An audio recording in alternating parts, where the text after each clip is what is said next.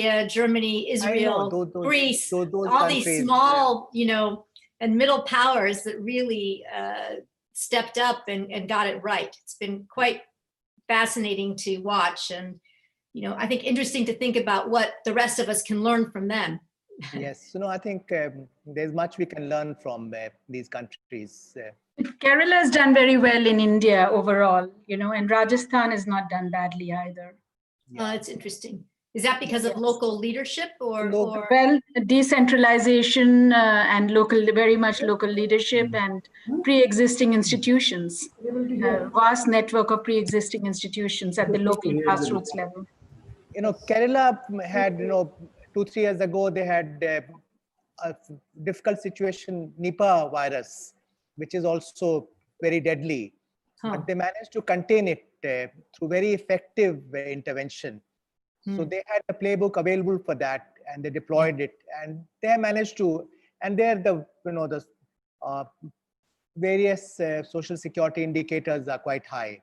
I see. Yeah. Also, they have had a very women-centric form of development. I mean, they have a vast. No, well, it's not. No, there are 4.4 million women connected across the state. So it's, people talk about it, but it's very rarely implemented. They started implementing it in 1998. Yeah. It goes back a very long way.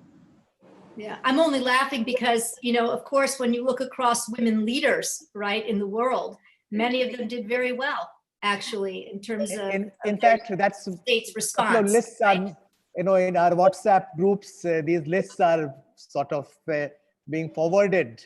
Yes. That's how women leaders, they have done better. Yeah. Compared to. Exactly. I'm a bit reluctant to put it on women leaders because these are really grassroots women. I mean, if you have 4.4 million and they're connecting with kitchens, with agriculture, with contact tracing, I think that's a very different model than simply having a woman leader at the top. So maybe that's a factor, but. It'd be interesting as an experiment to think about the way that women approached the problem and whether there were similarities across, Tsai Ing-wen and Angela Merkel. Sure. And, what in New Zealand, what's her name? Jacinda Ardern, right? All of these women to see. I just be curious, and whether that sense of connectedness actually operates at a macro level as well as a micro level. I don't know. I haven't certainly, I deal with, China. There's no issue there about women leaders. They only have one in the top 25. So, that's not going to play a strong role. But yeah, just, I think it is interesting. I'll mute myself. Hi, Pat. Hello, Patricia. Patricia, you are muted. I'm afraid so. I have muted everyone, and no one will be able to unmute themselves until the question and answer session. Oh, I see. Okay. And in any case, it is 6:28 now. We are live on YouTube and recording, so we can start in another 2 minutes. Okay.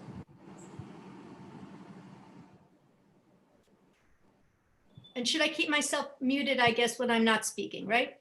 No. So I think Dr. Sharan, the ambassador, and you, the three of you can just stay unmuted throughout, since the first half of the discussion will mainly involve you, and then the question and answer session will be different.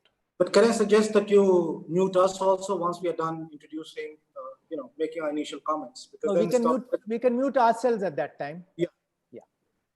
Sure. Yeah, sure. Okay.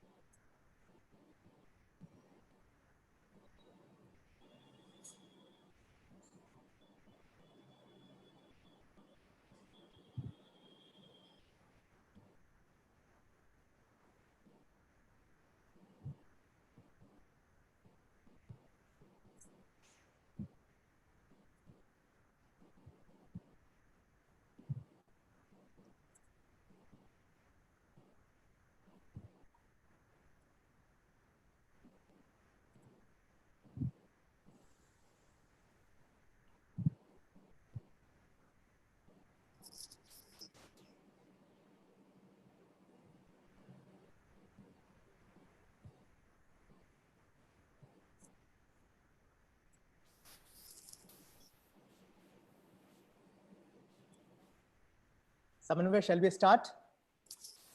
Sure, sir. We can go ahead. Yes, over to you. Okay. Well, good evening, everyone. And of course, good morning to Dr. Elizabeth Economy.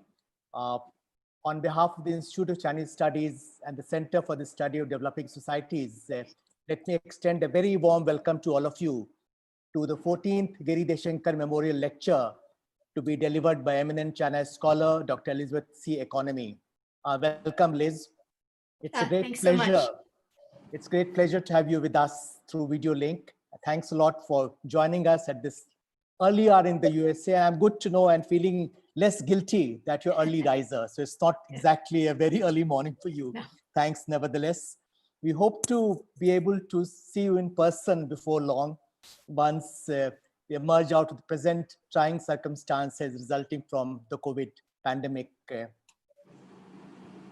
CSDS and the ICS jointly initiated the Giri Deshingkar Memorial Lecture in 2001 to celebrate the life and contributions of one of our most respected and pioneering China scholars, who was much more than a narrowly focused area specialist. He was a historian with a deep knowledge of China's history, culture, literature, as also economy, politics, foreign and strategic affairs. He brought a multidisciplinary approach to China studies, promoting collaboration of scholars from different humanities and social sciences backgrounds, and seeking to promote a holistic and nuanced understanding of China in an Indian setting. He was a great China scholar, but his interests went well beyond China to include Asia and the Asian identity and issues relating to war, peace, disarmament, and development. Professor Deshingkar was also a teacher and a mentor of a generation of emerging China scholars in India. He was an institution builder who helped nurture the ICS and the CSDS. In fact, he headed both these institutions as director at different periods. We pay our tribute to him when in the ICS, we have just completed marking 50 years of the institute and its precursor, the China Study Group, which he helped set up in 1969, along with a group of equally motivated and passionate China scholars and practitioners. We also recall Professor Deshinkar's contributions to fostering China Report, the only peer-reviewed academic journal on China coming out from India. He was the editor of China Report, which remains vibrant as the flagship journal of the ICS and has now entered the 56th year of its publication.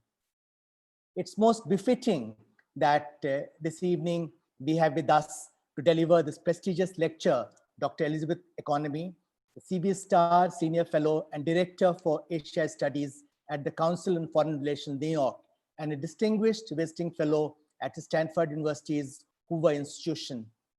As all of you are aware, Dr. Economy is a highly respected China scholar who has several critically acclaimed and prize-winning books to her credit.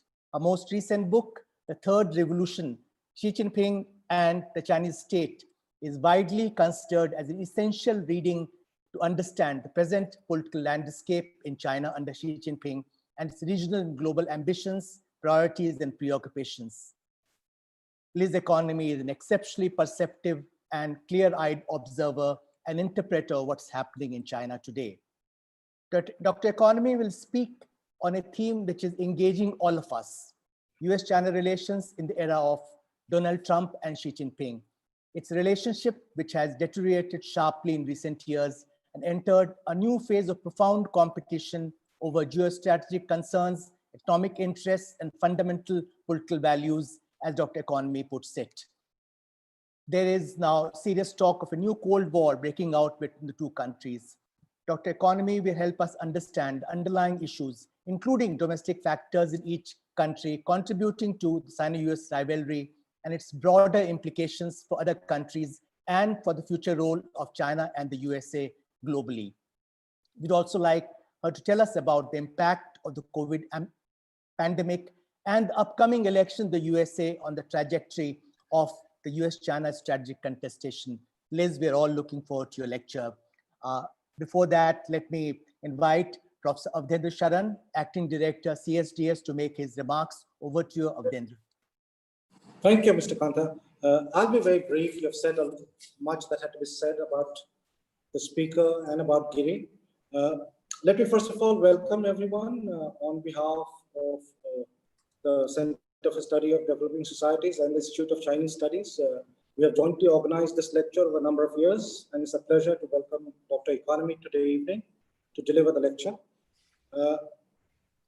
Professor Giri Deshingkar, whose memory and scholarship we celebrate today, joined the CSDS sometime in the 1970s and went on to serve as its director from 1987 to 92. His interests in China, as Mr. Kanta said, were deep and abiding and covered a wide range, from Chinese history, culture, and literature to economy, politics, and foreign affairs. He also, towards the latter half of his career, took a great deal of interest in science, technology, and security issues, on which he wrote fairly regularly. I'm also told he was a fantastic cook, made some wonderful Chinese dishes, but I have no personal testimonies to offer on that count. But his friends often say that he's a wonderful cook, and it was always a pleasure to have him around. In addition, as Mr. Kanta mentioned, he had a deep passion for building institutions, and both the CSDS and ICS owe a lot to Giri.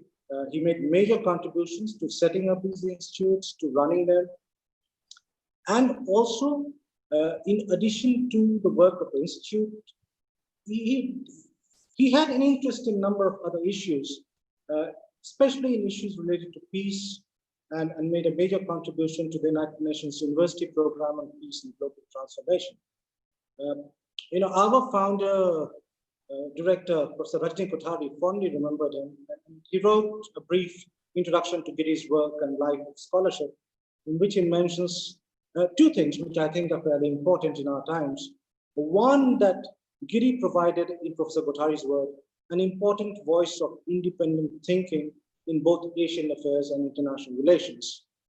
And second, that while Giri did start as an area specialist, he went on to become, again, Professor Kothari's words, an original and distinguished scholar at large, something to which Mr. Kanta also alluded, that he had a range of interests on which he wrote, both about China and other places. Sadly, Giri passed away too soon in November 2000, and since 2001, this lecture has been instituted in his memory. The first lecture was delivered by Professor Prasenjit Duara in 2002, and a number of eminent speakers have delivered this lecture since, most recently Mark Elliott. This evening's lecture, as Mr. Kanta mentioned, is being delivered by Dr. Elizabeth Economy. Given the special circumstances in which this lecture is being organized, I must express my regret, both on behalf of ICS and CSDS, that there can be no reception. But we do hope that the lecture will more than make up for it. With those words, let me invite Professor Economy once again and request Mr. Kanta to chair the meeting. Thank you. Thank you, Professor Sharan, for those remarks, especially recalling the multifaceted personality of Professor Giri Deshingkar, or Giri as he was popularly and fondly known as. Before I invite Dr. Elizabeth Economy to deliver a lecture, let me explain a few things. Dr. Economy will be delivering a lecture for about 30-35 minutes, when we'll mute all participants. In fact, all other participants. In fact, everyone is muted except 3 of us. Thereafter, Dr. Economy has kindly agreed to take questions from the participants. You may indicate your interest in asking questions by using the raise hand option available at the bottom of the list of participants. You may also send me questions through the chat option. I will call on participants to ask their questions during the Q&A session. The concerned participants will unmute himself or herself. Other participants are requested to keep themselves muted so that we don't have any background ambient noise to disturb the proceedings. Now I have great pleasure inviting Dr. Elizabeth Economy to deliver the 14th Giri Deshingkar Memorial Lecture. Over to you, Liz. Thank you so much, both Dr. Sharan and you, Ashok, Dr. Kanta, for inviting me to speak with you about U.S.-China relations at this critically important moment. It really is a great honor to be selected to deliver the 14th Giri Deshingkar Memorial Lecture. Although I never had the opportunity to meet him, I am an admirer of the clarity of his thought, the directness of his prose, and the range and depth of his expertise.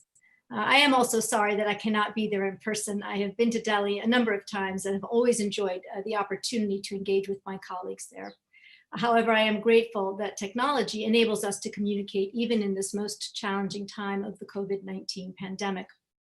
What I'd like to do this evening is just to share some thoughts on the U.S.-China relationship, how dramatically that relationship has changed over the past few years, why I think it's changed, and if there's time, what we might anticipate moving forward. And then, of course, I will very much welcome your questions and comments. And I know, as I said, I've been to Delhi a number of times. I know there will be a lot of thoughts, and I look forward to learning from all of you. So broadly speaking, there has been a dramatic shift in how the U.S. foreign policy community understands China under Xi Jinping, its intentions, and its capabilities. And this has led to a rethink and a reset of U.S. policy. I like to quote my friend Wang, the former head of Peking University's School of International Relations, who said in an October 2018 interview, U.S. policy has changed because China has changed. But to understand the precise nature of that change in U.S. policy, it is important to look to changes in the U.S. political landscape, namely the election of Donald Trump as President of the United States in 2016. So let me take that as my starting point. First outline, I think, 4 key ways in which China has changed under Xi Jinping that I think have contributed to the transformation in U.S. understanding of China, and then talk more explicitly about the nature of the U.S. policy change. Taken together, these 4 shifts in Chinese policy signaled to the United States that political and economic reform and opening in China had not only stalled, but were in reverse, and that on the global stage, China was prepared to directly challenge U.S. leadership and the international rules-based order. So the first shift is really Xi Jinping's move away from Deng Xiaoping's collective form of leadership to a more one-man authoritarian style of leadership. Xi has amassed an enormous amount of institutional power. He sits on top of most of the important committees and commissions that oversee broad swaths of Chinese domestic and foreign policy, everything from economic reform and development to cybersecurity. He's launched a massive anti-corruption campaign that each year results in the detention of more Chinese officials than the year before.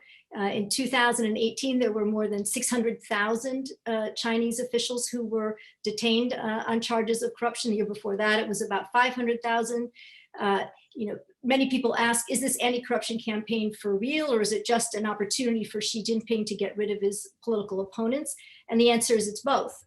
He genuinely believes that anti-corruption, that corruption could be, as he said, the death of the Chinese Communist Party and even the death of the Chinese state if it were not addressed. But at the same time, there was a great study that was done by a professor at Harvard that indicated that if you look at the level of vice minister or above, within the first few years of the anti-corruption campaign, you'd find that about 40% of the people that were targeted in the anti-corruption campaign were in some way tied in to Xi Jinping's political competitors. We also see evidence of efforts to develop a cult of personality. There are over 150 institutes now in China that are devoted just to the idea of Xi Jinping thought.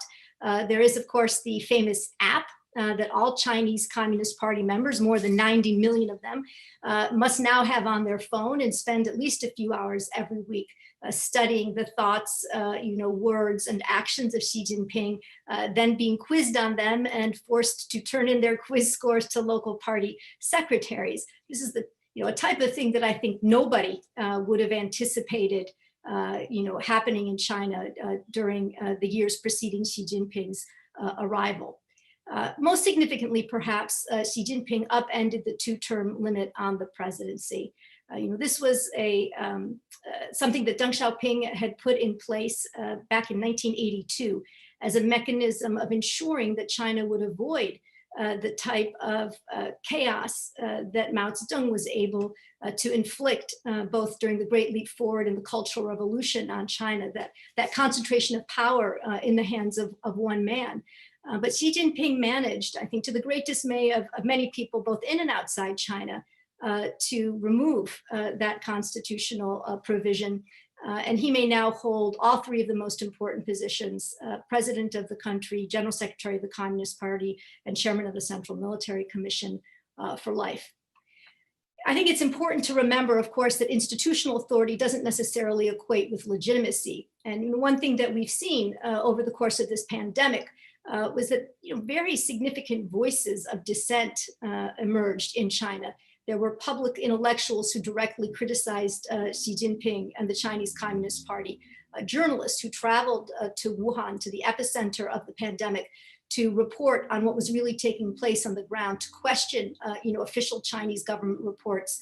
The financial journal Caixin, which is very well regarded both in and outside China, at one point said there were more than 500,000 cases, while the Chinese government was reporting 83,000 cases. And lawyers have banded together to support people who wanted to sue the government on behalf of loved ones who died.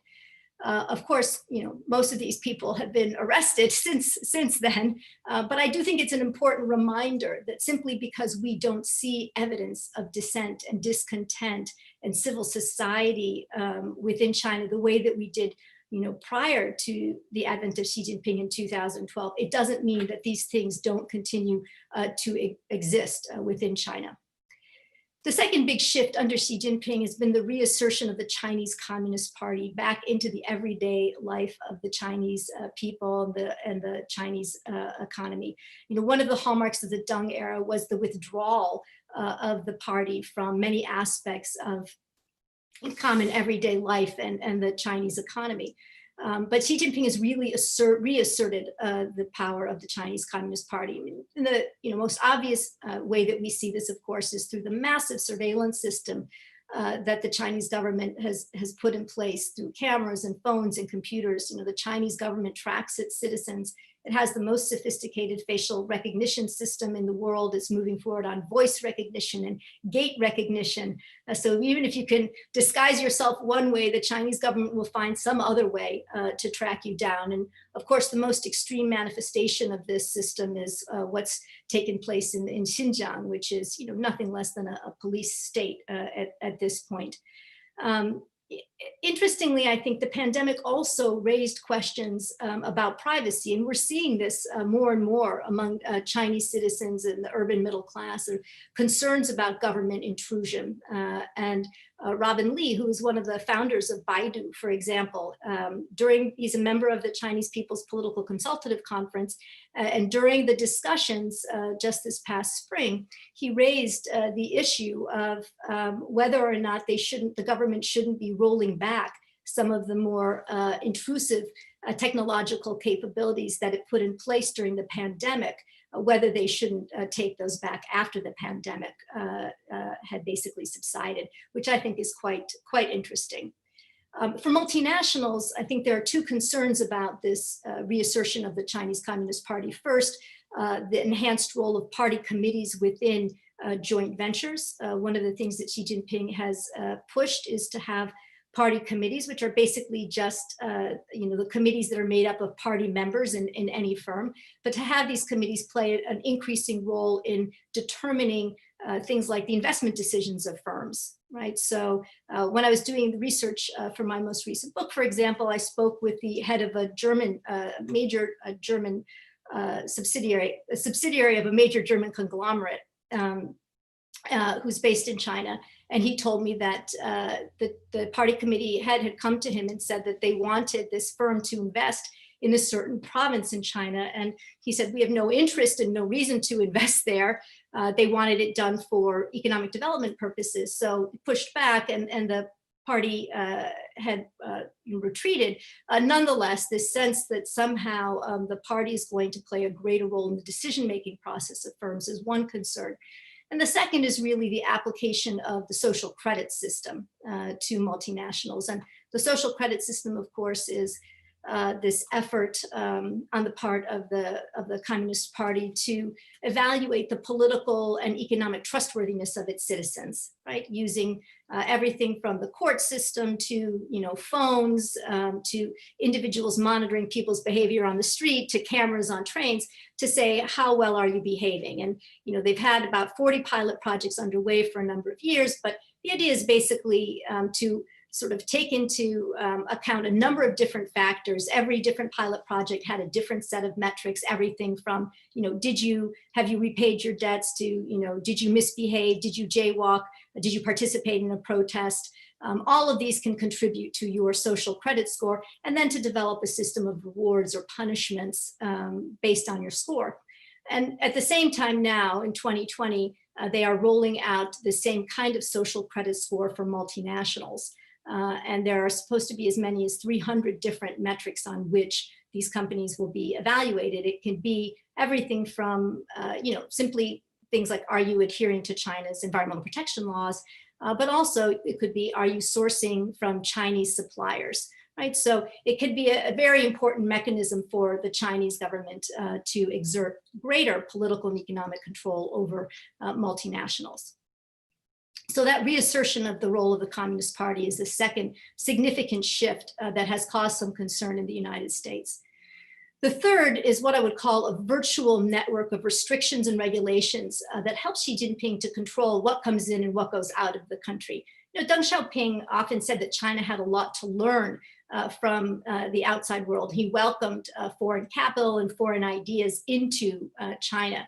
But Xi very much views the outside world as, is often termed hostile foreign forces. And, most clearly we see that, of course, in the growing control of the Chinese government over the internet in China. But there are a number of other ways, and let me just point to two that I think have been particularly important in the context of the U.S. China relationship.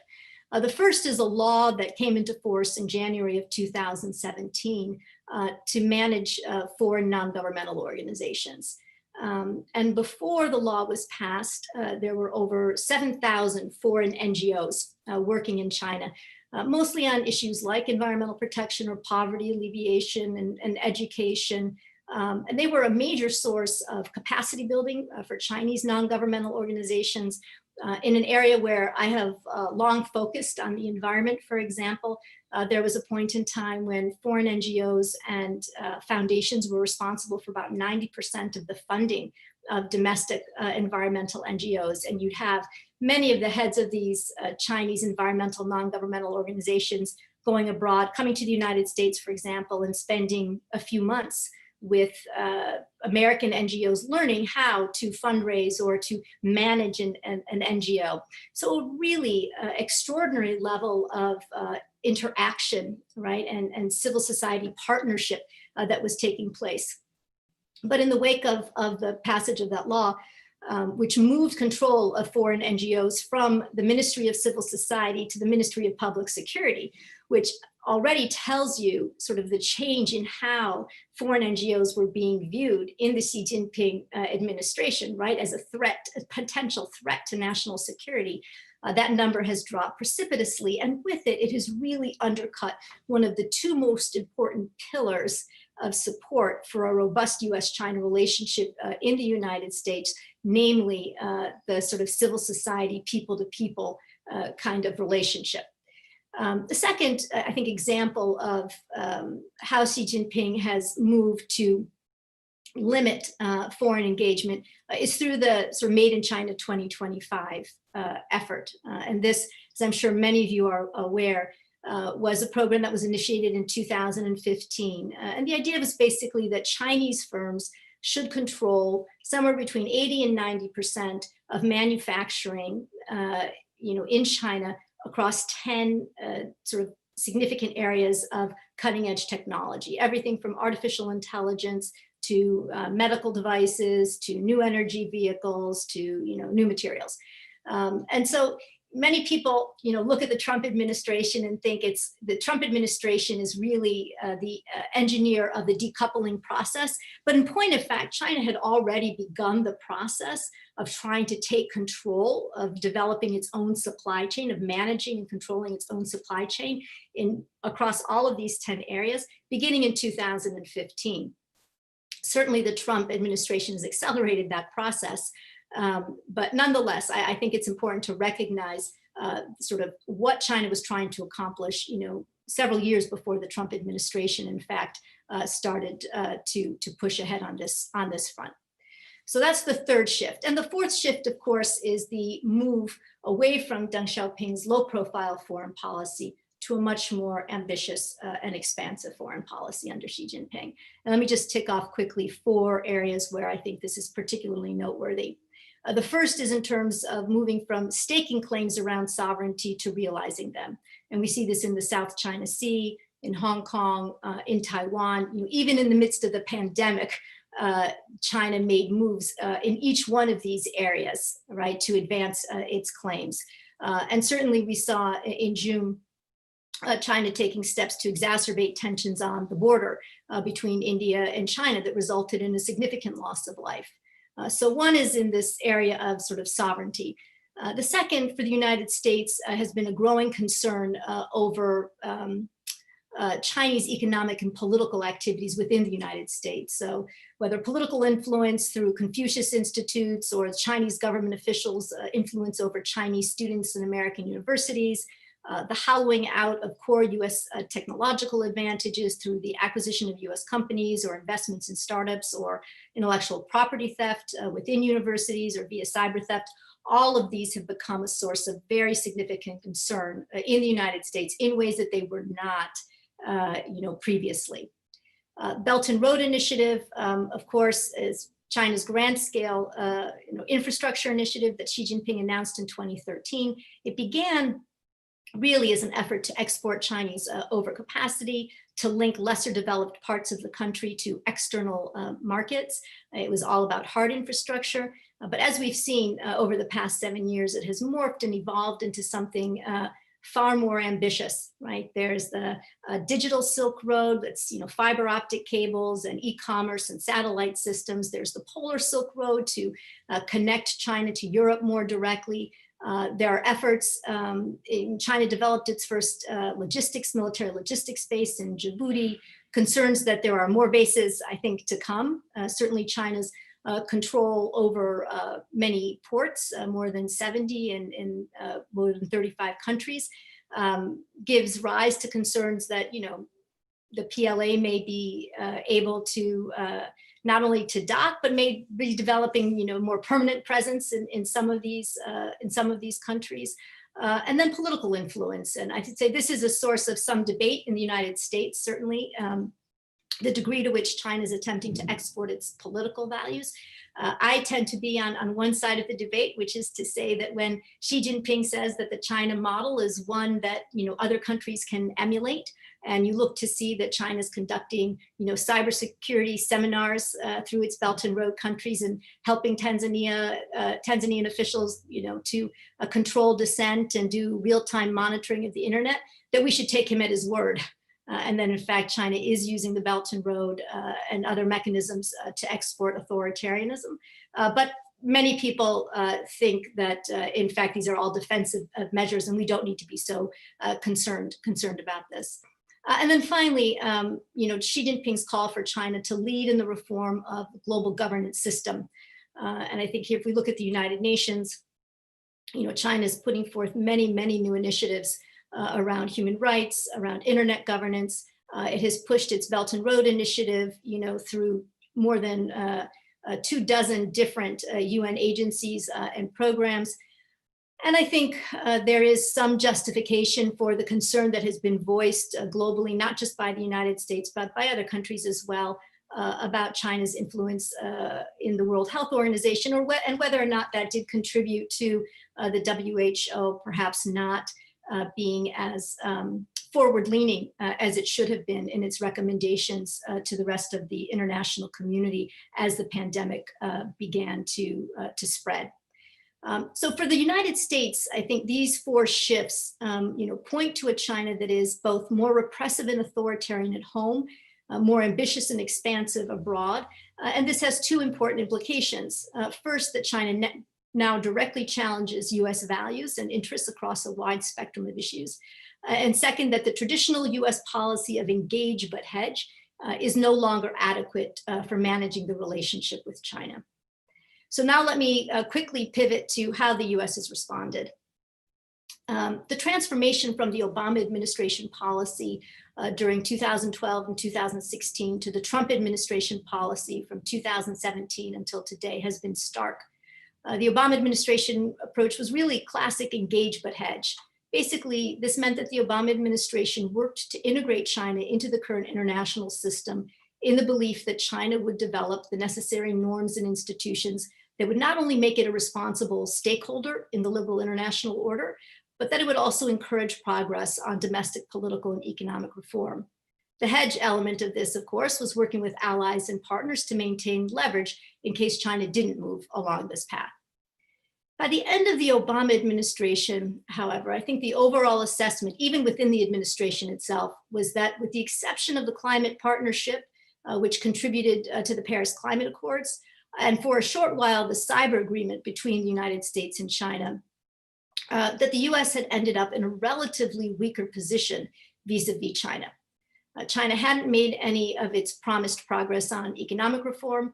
It flat out broke its promise to President Obama not to militarize the artificial features that it created in the South China Sea. It was adopting highly coercive policies toward Taiwan, and it was working to change values and norms around human rights and internet governance through its Belt and Road Initiative and United Nations. I would say there was mounting concern in and outside the administration about China's expanding influence, but after more than 3 decades, really, of the US following the same policy and believing that it was really the only credible policy, no matter how well it worked, the idea was that, yes, this was a long and tortuous process, but eventually we would get there. It was very difficult to change course. The election of Donald Trump, however, introduced a radically different set of foreign policy actors and ideas into the mix. The most significant, of course, was certainly Trump himself, but also many of his top advisors, Secretary Lighthizer, Secretary Peter Navarro, Matt Pottinger in the NSC, Randy Schriver in DOD, all had very deep concerns about China. They reassessed and they reset US policy. I characterize it as moving from a policy of engage but hedge to an approach of compete, counter, and contain. The Trump administration saw China as a revisionist power and a strategic competitor. But I think what's really important to note, and I think what's also missed in all of the focus on President Trump and his tweets and the general chaos that surrounds him, is that from the very beginning of the Trump administration, there really have been 2 separate China policies that have emerged from this administration. First, there's President Trump's approach. President Trump, as I'm sure you all know, has articulated a framework of America First, which speaks to the US's place in the international system, but also very directly to how the United States should approach China. In practical terms, it means the United States no longer wants to bear the burden of global leadership. President Trump sees US leadership as unfair and costly and understands multilateral institutions and allies as constraints on US interests and power rather than as enablers of US influence. His 3rd day in office, he pulled the US out of the end stage negotiations of the TPP. 6 months after that, he announced his intentions to withdraw from the Paris Climate Accord, pulled out of the Iran nuclear deal. He's announced that he's pulling out of the World Health Organization, and on and on. Periodically, he threatens to dissolve alliances, withdraw troops from Japan and South Korea unless they pay more for the privilege of hosting the troops. And as we saw during the pandemic, America First also means that the president is not interested in forging consensus on global challenges.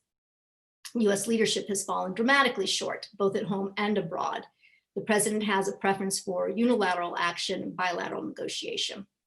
From this America First platform, he also derived his priorities with regard to China, namely trade and North Korea.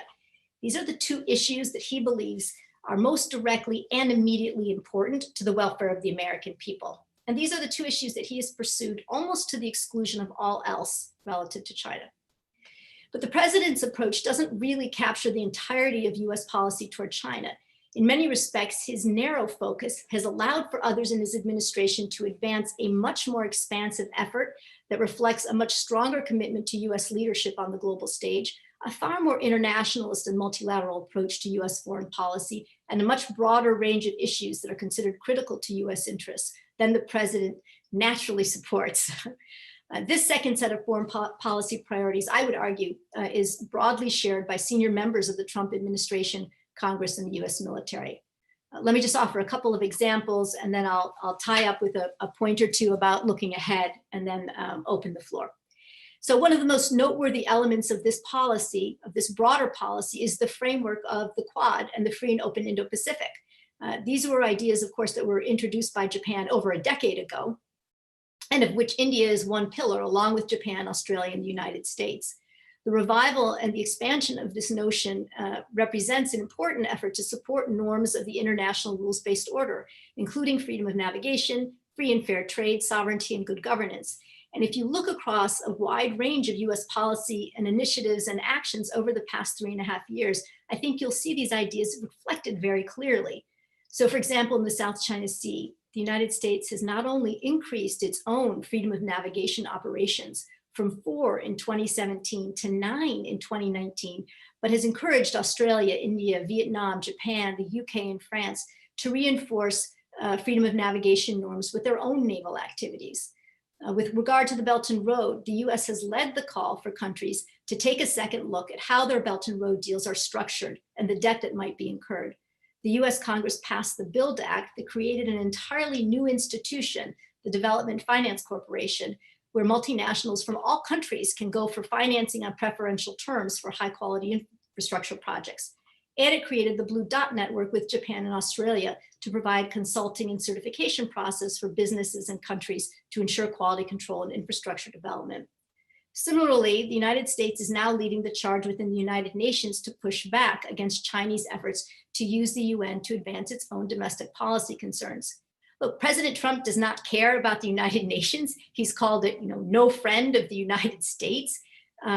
But the US has called China out for using the UN to advance the Belt and Road Initiative. For example, it pushed back against Chinese efforts in 2019 to include the Belt and Road in the UN reauthorization bill, in the reauthorization bill for the UN mission to Afghanistan. I mean, China twice threatened to veto the reauthorization bill if it didn't have the Belt and Road included, but the United States, and others, stood strong, and the bill did not include the Belt and Road. And of course, in large measure, China's failure to lead, to get the presidency, the head of the World Intellectual Property Organization this past spring was due to US lobbying efforts. It would have made the 5th UN agency, specialized agency of the United Nations that China would have held the top position, 5 out of 15, far more than any other country. And then finally, I think it may come as a surprise, but the United States has maintained and even in some ways amplified its efforts to promote human rights and democracy. And if any of you have seen the excerpts from the John Bolton's book or read it, I've only seen what's been in the news. I can't bring myself to buy the book and pay the money to support him, but I have read some of the excerpts. But it's clear that the president does not care about human rights, but Congress does. And the US has strongly supported Hong Kong democracy activists with the Hong Kong Human Rights and Democracy Act, now the Hong Kong Autonomy Act. It's sanctioning companies that do business in Xinjiang and officials that are responsible for the repression. Has provided very strong support for Taiwan, and is bringing Taiwan in as a partner on democracy activities in the Indo-Pacific. So I think it's just important as we take a look at what's transpired in terms of US policy toward China over the past 3.5 years, not simply to focus on President Trump and what he says and what he does, but to look at the totality of the US policy toward China. One final point, I think within the United States, there is a very strong concern, as I mentioned earlier, about Chinese economic and political activities.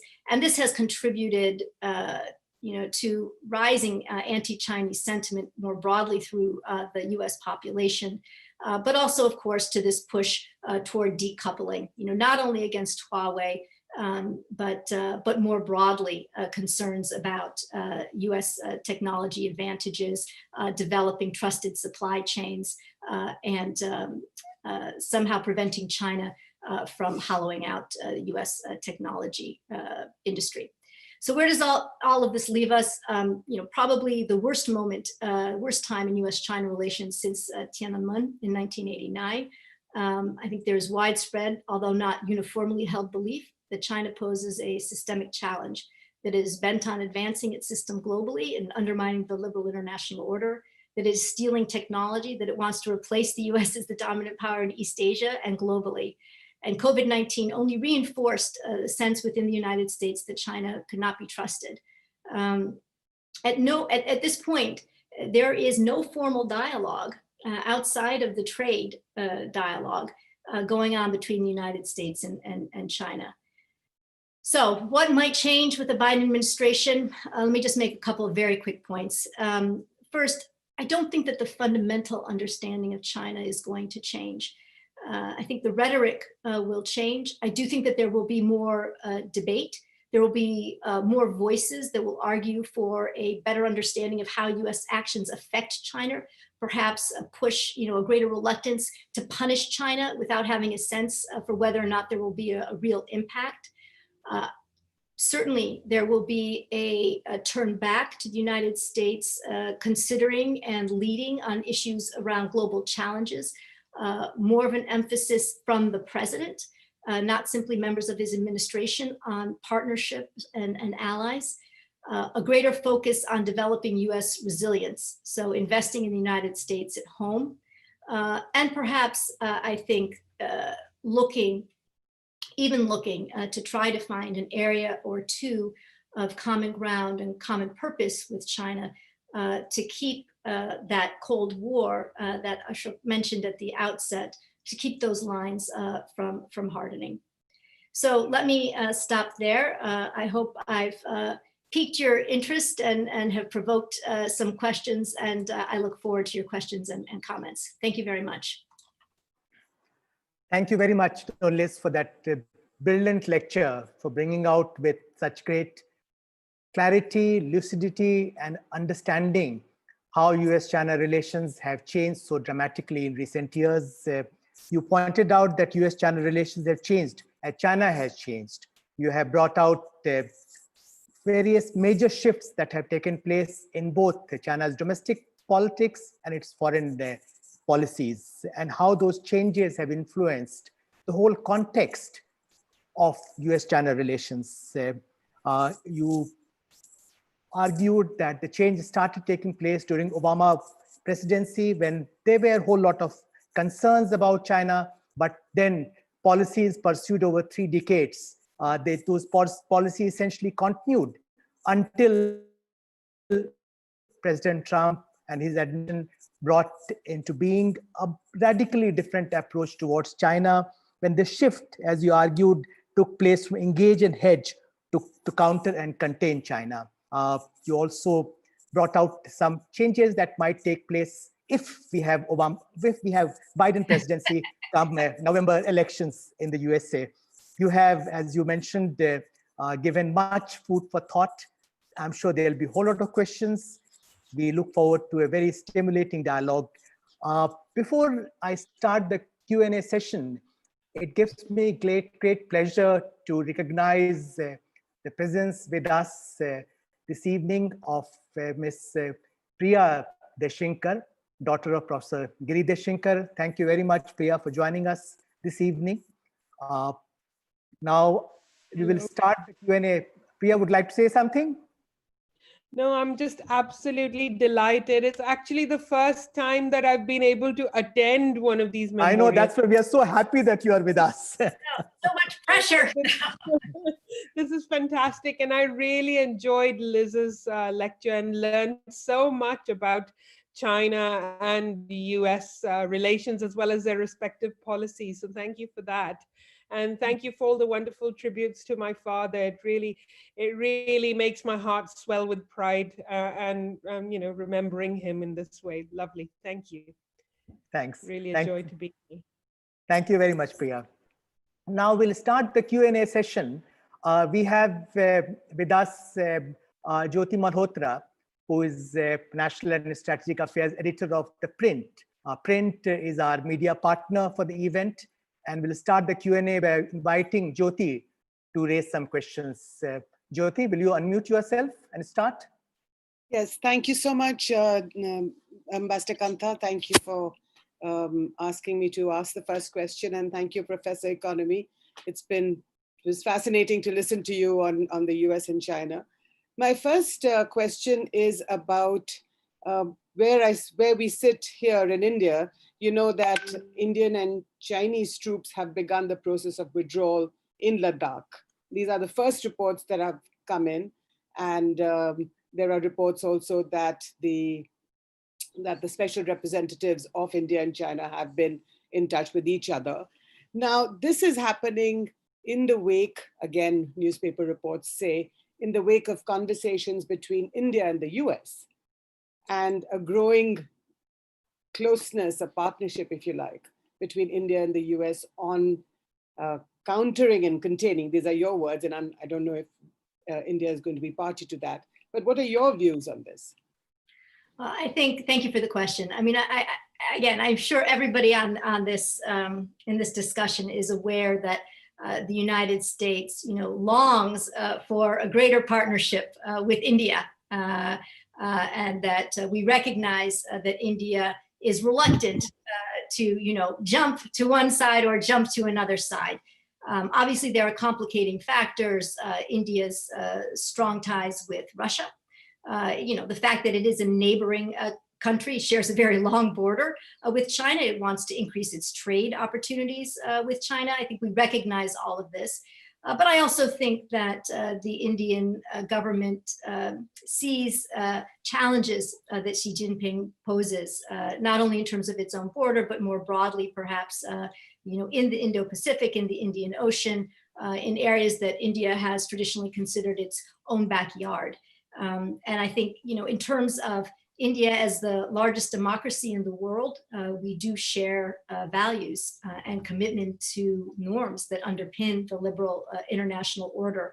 And so even if it's not about, a US-India partnership, or I've seen some reports that have said maybe India can join the Five Eyes, which I think would be very difficult to accomplish. But I think in terms of a commitment to shared norms, that this ought to be, an area where India and the United States can find common ground and purpose to push back against China.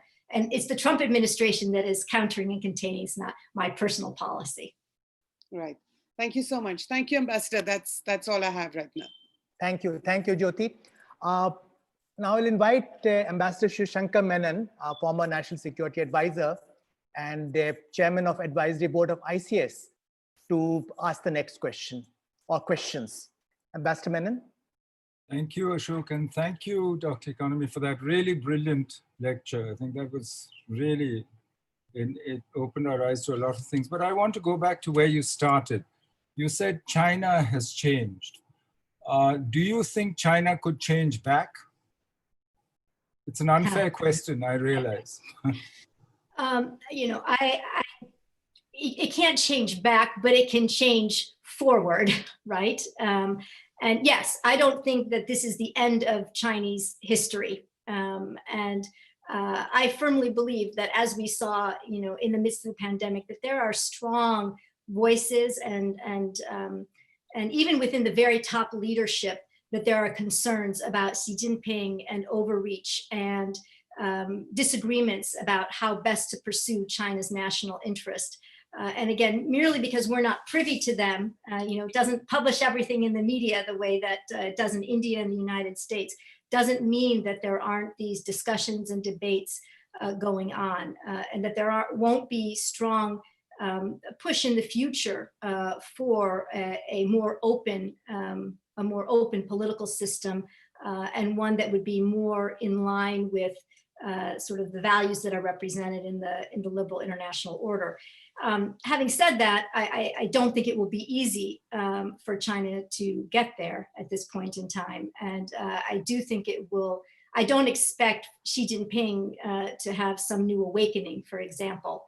I think it will require real push within the top echelons of the Chinese leadership. I think a sense, a majority within the top 7 of the Standing Committee of the Politburo to say that Xi Jinping has pushed things too far.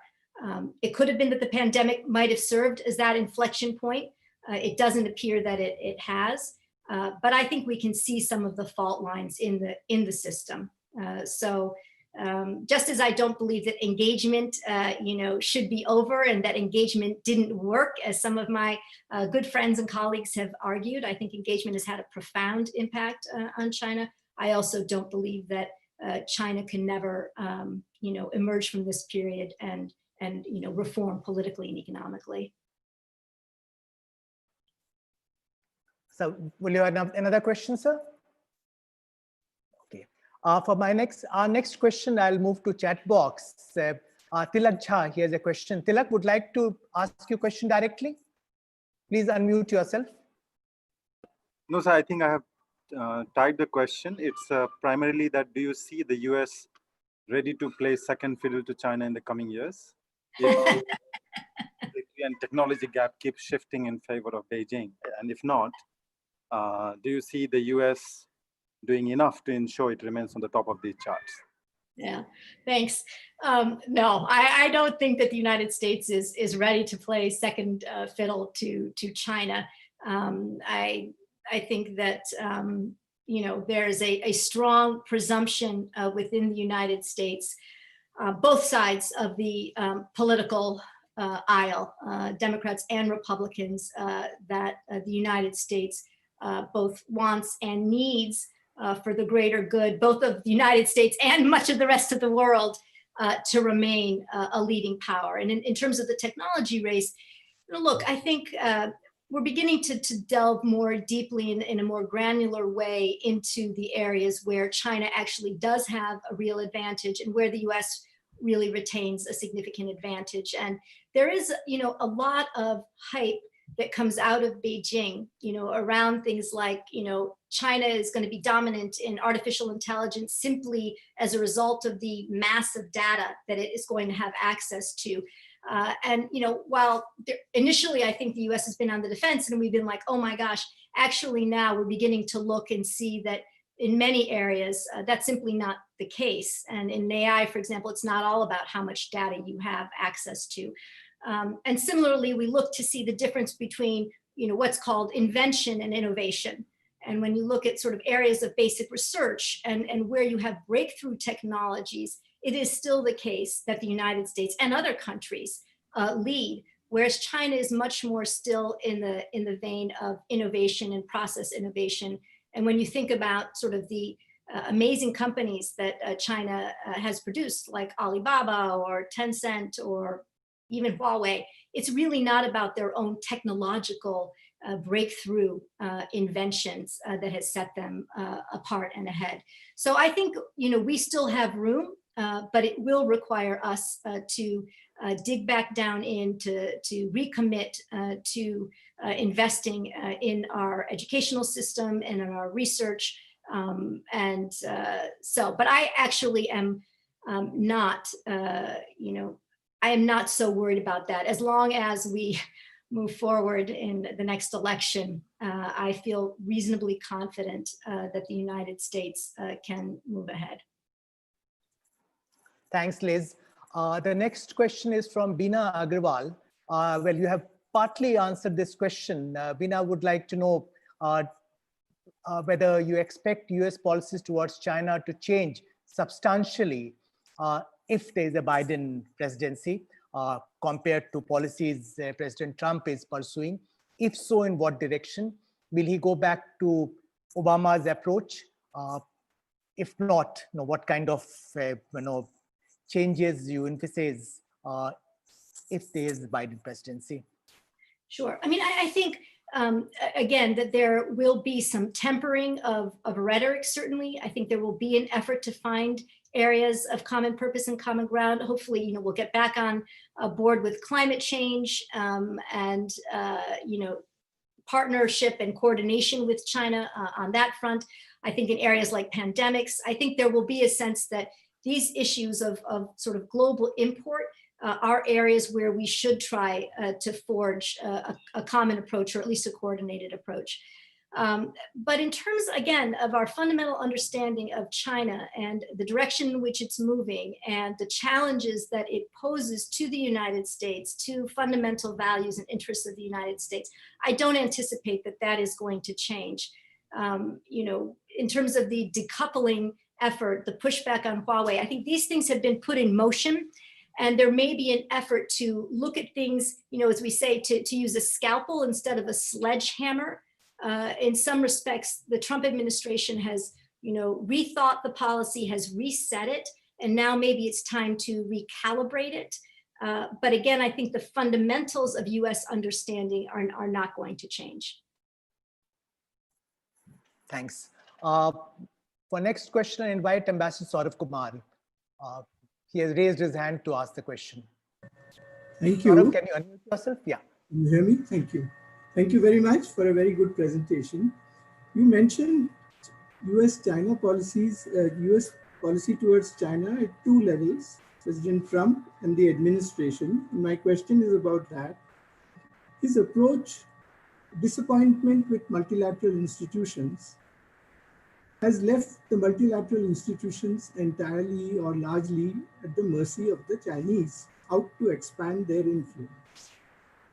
The WHO is a prime example, very concrete and recent one. Instead of working to correct the deficiencies in preparing for the next pandemic, which is a very real possibility, he abdicated by withdrawing. Now my question is, what about the second level of US policy and the academia? Is there concern? Has there been work to show that US would have been better off being inside, tackling the problem from within, WHO in particular, and setting limits, and easily the question of transparency. Why should international organizations depend so much on the level number one who can block its functioning, as it happened in this case? There were people who knew what's happening, they wanted to do, but possibly because of the one person at the top, the organizational functioning was stymied. Now, this is a prime case for reform, governance reform in multilateral institutions.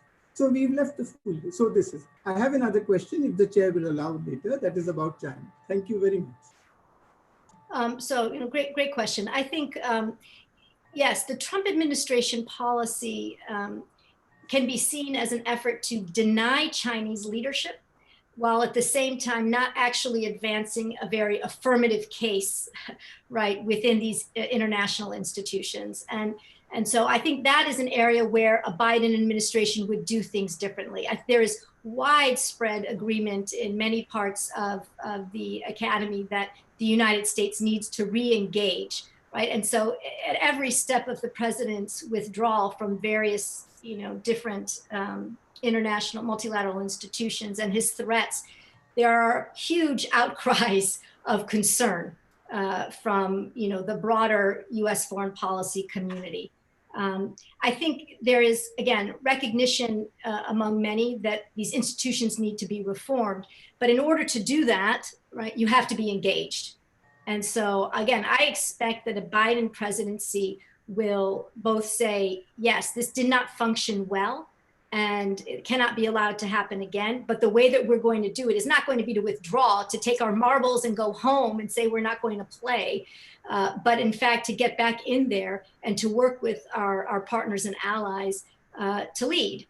And, somewhat of an example of this, again, is in the World Intellectual Property Organization, where the US worked very hard to deny China's leadership and to help the Singaporean candidate become the head of that organization. And I think, it's just one example, but I do think you're right. I mean, we need to be engaged in order to make the changes. It's also true, I hope, frankly, that the fact that the rest of the world can look at this 3.5-year period of the Trump administration and realize that it cannot rely on the United States, right, necessarily, that this will empower other actors, right, other democracies in particular, to step up and to assume or to push for a greater, stronger leadership role.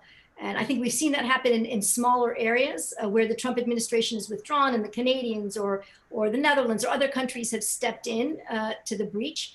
But I think it's going to need to happen on a much more sustained way as well. Sorry, but why do we need to wait for a Biden administration for this?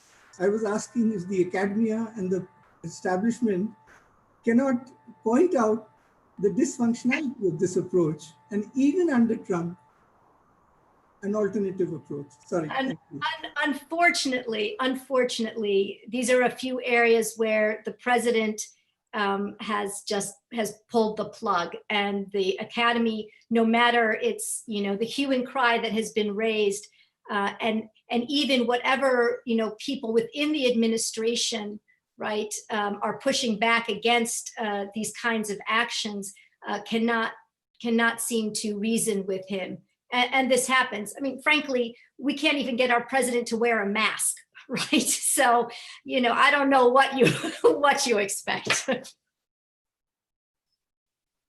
Saurabh, we'll get back to you for your second question if time permits later. Thank you. We have a very long list of people waiting to ask question. May I now invite General Prabir Chakravarti to ask his question. You can unmute yourself.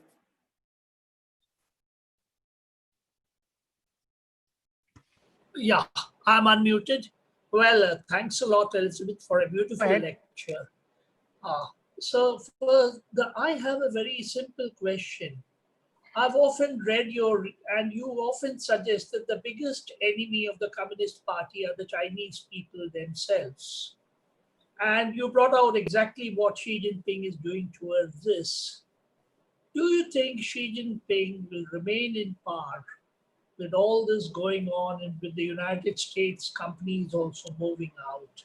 Because one thing that the party has been using is the economy to keep control of China. What's your view? So, sorry, for me, your voice came in and out a little bit. The question is whether or not Xi Jinping is going to be able to stay in power, or whether there are going to be forces that get him out? Is that basically the question? Yeah? Yes, that's the basic question. Okay. Yes. So, of course, the answer is I don't know. But I do think, we've seen at a few points in time in the recent past that he has come under pressure. There have been reports that, the former leaders, Jiang Zemin, Zhu Rongji, Hu Jintao, and others have stepped up and spoken with members of the Standing Committee of the Politburo to say that Xi Jinping has moved too far, alienated the United States. I think it's an area, frankly, where it could be important, and this goes to the point that I made earlier about framing, a relationship between the United States and India around norms, and not around just an anti-China framework. I think it's particularly important in this context that everything not be understood as a competition between the United States and China. So to the extent that the international community brings pressure to bear on China, to the extent that it weakens Xi Jinping, I think it comes from a collection of countries and not from the United States leading the charge. Because when it's the United States leading the charge, China simply, and Xi Jinping simply says, this is just about the United States trying to contain China. But when you have many other countries, India and European countries and smaller countries, sort of rising up and saying, your behavior is not acceptable. When ASEAN as a collective says, we don't recognize, your 9-dash line, or when small island states say to China, you need to do something more on climate change. All of these things, I think they're powerful international tools for weakening Xi Jinping. So I think it's very easy for him just to use the United States to rally nationalism.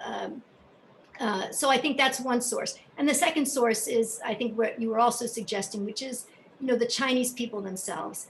And here, you can hardly blame the Chinese people for, not standing up and protesting. I mean, the degree to which he has been able to put, this domestic security apparatus, into place. I mean, it's extraordinary, really. I look back to 2011, before he came to power, and the really vibrant civil society that was present on the Chinese internet. There were calls for political reform. You had all this environmental activism taking place. It was like an entirely different country, at that point in time. Of course, it wasn't an entirely different country, but it could appear, at least you had so many different voices. Again, I think those voices are all still there.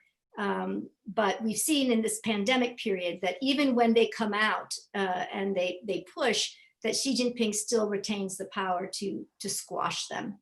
So I'm not enormously optimistic that Xi Jinping is going to be out anytime soon, but I don't put the percentage, chance at 0. Thanks. Thank you. For next question, I'll go to Professor Hemant Adlakha. Hemant, can you unmute yourself and ask the question? Yeah, thank you. Hello, Dr. Economy. It was a very fascinating presentation on such a huge and important topic in such a short time.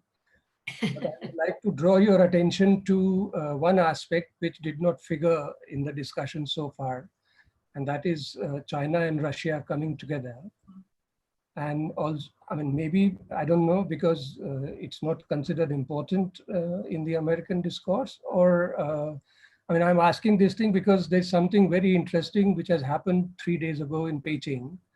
The Russian embassy in Beijing, in a Weibo post in Chinese, sent a message celebrating the 160th anniversary of Vladivostok.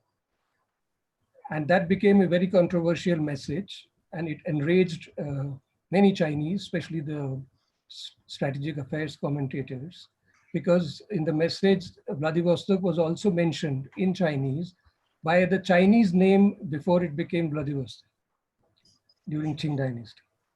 So it resulted in many commentators writing angrily about it. And in fact, some of them also mentioned openly that Russia was and is and will remain China's enemy more than Japan and the US. So I would like you to comment on that. Thank you. So thank you. I think Russia-China is an important issue in the United States, and there's a lot of discussion about it, and there are some pretty prominent US thinkers and analysts who often argue that the United States should do more to reset the relationship with Russia, to try to bring Russia back into the fold, to split it off from China somehow. Most people think that this is not particularly likely to happen. Xi Jinping, probably maybe 2 years ago, he was giving a speech in Russia where he said that Vladimir Putin was his best friend in the international community. So I used to say that in my talks just to poke at President Trump, because President Trump was always talking about how Xi Jinping was his great friend. But I think there are two different levels here. I think there remains, I think, a degree of distrust at the popular level between Russians and Chinese. But at the senior most levels, I think, and concerned within Russia probably about sort of the degree to which Russia has become a kind of junior partner, particularly in the economic sphere to China.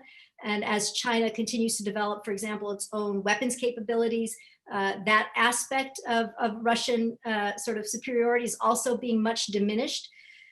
So I think that there's, and Russia subsumed its Eurasian Economic Union largely within the context of the Belt and Road Initiative. So I think there is this element within Russia. But I was in Russia maybe 3 years ago. I have to say I was surprised at the extent to which I didn't find much interest in sort of breaking away from China, actually, and a lack of concern about this sort of junior partner status. I think Russia maintains sort of on the strategic level, for example, in the Middle East, they seem to have carved out a kind of, Russia as a strategic player, as a security military player, China as the economic player. And of course, they agree on a lot and have for a long time within the United Nations. They're almost always together. Russia doesn't criticize China on the South China Sea. China doesn't criticize Russia on Crimea. So it may be a marriage of some convenience, and it also may be structured around an anti-US platform to a large extent. And it may fracture at some point. I don't dismiss that as a possibility. But I think for now, the forces that bring them together certainly seem to be stronger than the ones that are likely to pull them apart, no matter the level of sort of societal, like, you know, as I said, distrust or lack of partnership. Thanks, Liz. We have actually nearly 20 questions in the chat box. But since we are running out of time, I'm afraid we won't be able to, you know, give opportunity to everyone. What I'll do, I'll read out, you know, 3 of the questions which are there, and I'll request Liz to keep your answers, you know, relatively brief, because you know, time left is very short. So first question is from Ambassador Vijay Nambiar. His question is, how do you see the recent comment by Susan Shirk that she's re-examining her earlier assumptions that the cooperation with China under Xi Jinping? Is this view widely shared among other China scholars, or is it exceptional? This is one question. Would like to answer one by one, or can I combine some questions? I'll go fast. Okay, okay, go ahead then. Go ahead. Why don't you respond? So I think no, Susan, I know her interview in PBS NewsHour. I sent her a note saying that I thought it was a really great interview. Look, I think in many respects, there are 2 different camps. Susan kind of straddled the 2. I'm more in one, the sort of 200 people that signed on to the Washington Post letter saying that US policy is too tougher in another. And Susan was kind of in between. And I think the amount of information coming at US right now in terms of Chinese malign activities really does force many of those people who kind of straddled to move to one side. So I don't think she is in any way unique in this respect. I think it should be impossible for people to ignore what's going on with Xi Jinping and China and the policies. Okay, the next question is by Dr. G. Venkat Raman. Venkat would like to know, how will US balance the China given its ambitions to become an Asian hegemon and simultaneously pursuing the US first policy approach? Sorry, you totally froze. You froze in the middle of the question. So what was the question again? Sorry. Okay, okay. Let me repeat. Sorry, the connectivity is a little poor. How will US balance the task of containing China given its ambitions to become an Asian hegemon and simultaneously pursuing the US first policy approach? So I think what we've seen out of the Trump administration is that, again, it's about denying China. So while the United States doesn't necessarily, well, President Trump doesn't necessarily want to lead the world, that first of all, many of his advisors, his primary advisors and Congress do want the United States to retain that role.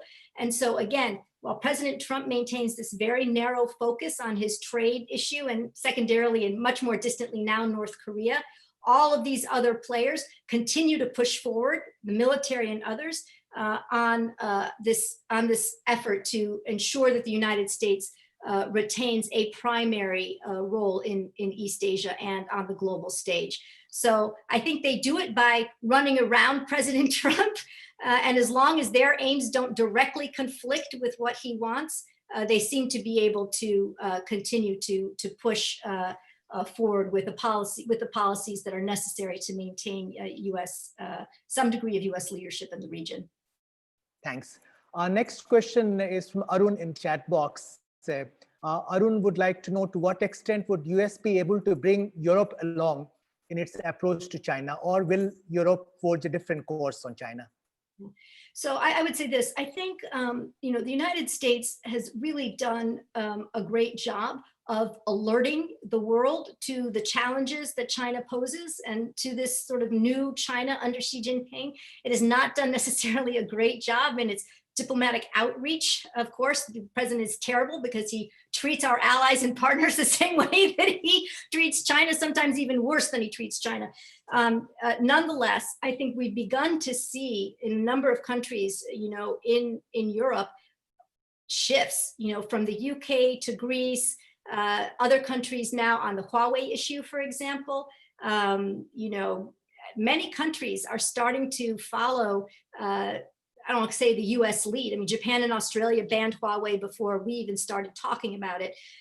So I think that if you can move past the president's ugly rhetoric and lack of diplomacy, I think the alarm bells that the United States has rung do seem to resonate in certain sectors of different European polities and cause them, again, to take a second look and to make different decisions.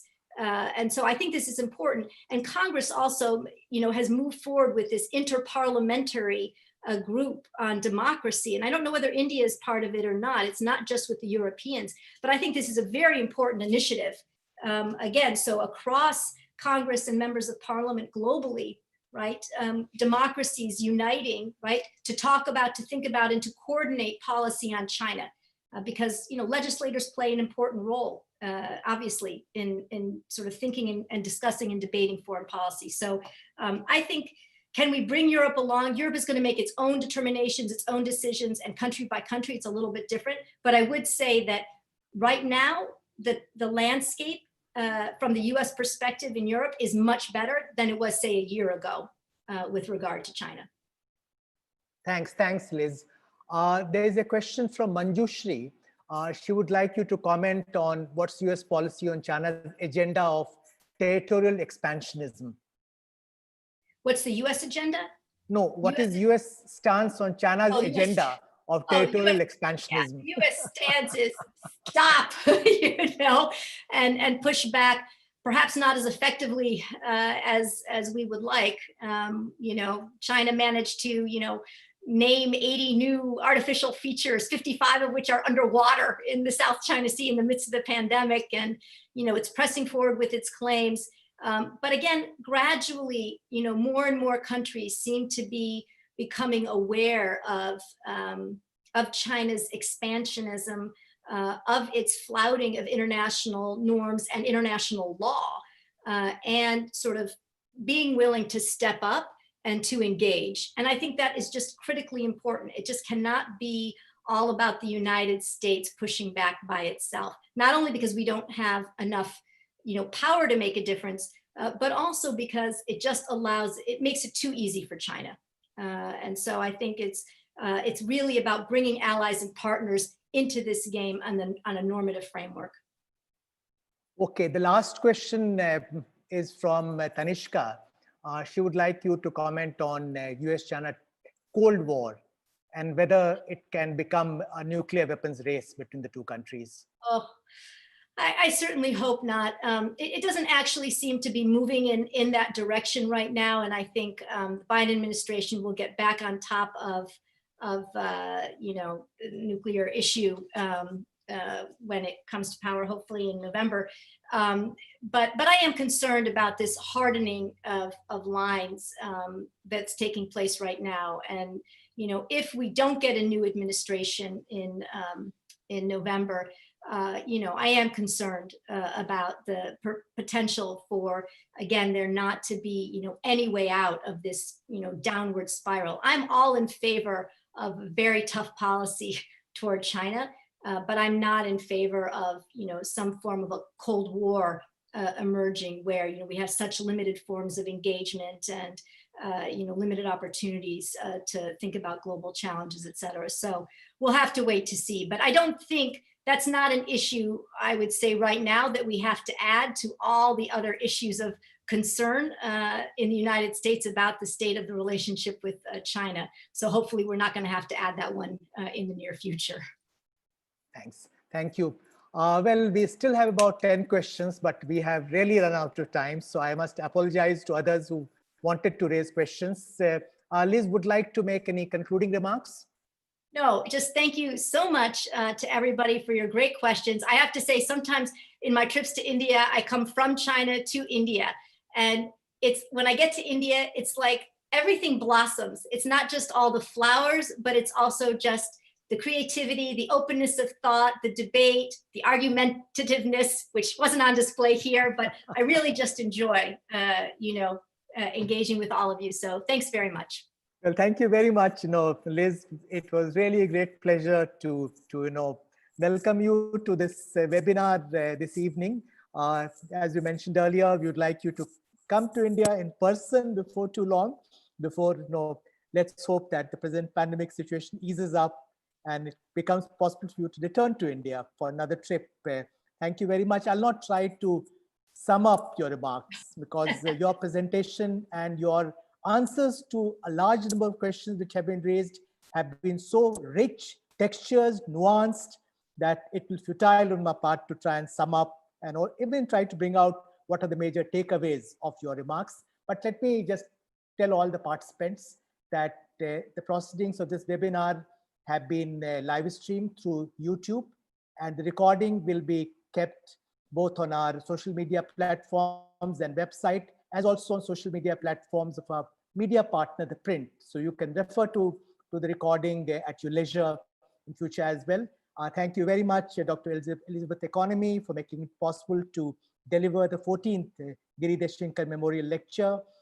As Professor Sharan brought out, we have a very distinguished list of speakers at this prestigious annual lecture, and your lecture has been most befitting one, keeping in line with the very distinguished speakers we had in the past. So thank you very much. Let me thank all the participants for joining us this evening. Thank you. Thank you.